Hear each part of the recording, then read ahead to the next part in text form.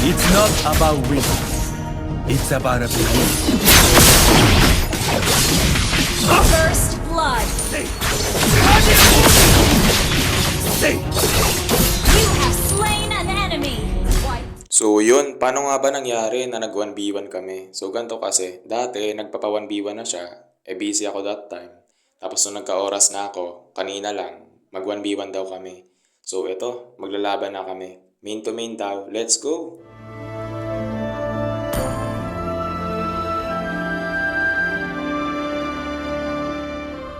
And yun, wala nang intro-intro, Hayabusa yung nilak ko dito. And yung pinik niya dito is si Alucard. The light belongs to the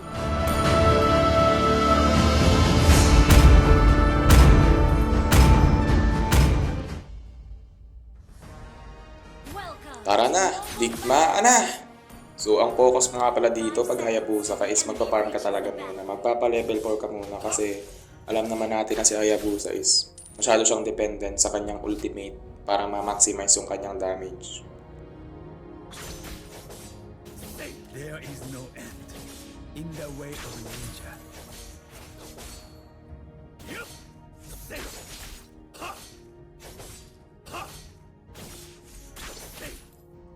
So yun, may ult na ako dito and nakita kong papunta siya sa farm ko and pinuntahan ko na siya dun agad. So yun, sumugod na ako. Makukuha ko yung red buff dito. It's not about winning. It's about a belief. Yan, nung nakuha ko, pinitas ko na siya. And yun, na first blood natin siya dyan.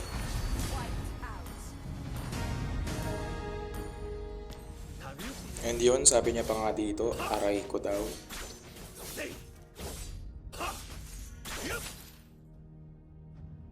And yun, dating gawi.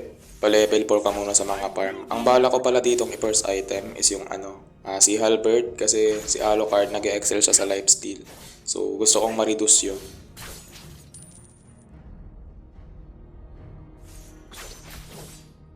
And yun, nakita kong papunta siya so nagtago muna ako para kunin to kunyari yung taong bato. Yun, sumugod siya sa akin yan. And binalikan ko sabay ulti. Sinabay ko yung red tree kasi may damage yun na additional. And yun, napitas natin siya dyan.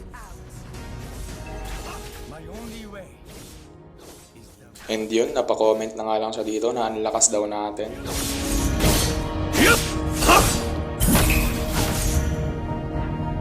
Tapos laking gulat ko dito, nag-surrender na siya bigla. Like, di ba nga tapos yung laban nakakadalawang kills pa lang ako. Pero yun, pinorender niya na and victory tayo dito.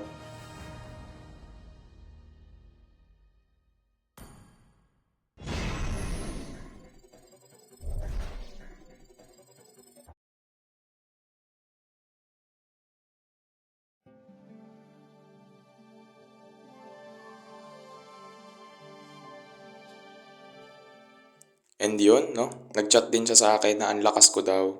And magkakaroon daw kami ng rematch. Actually guys, Freya main tong pinsan natin. So let's see sa part 2. Bye-bye!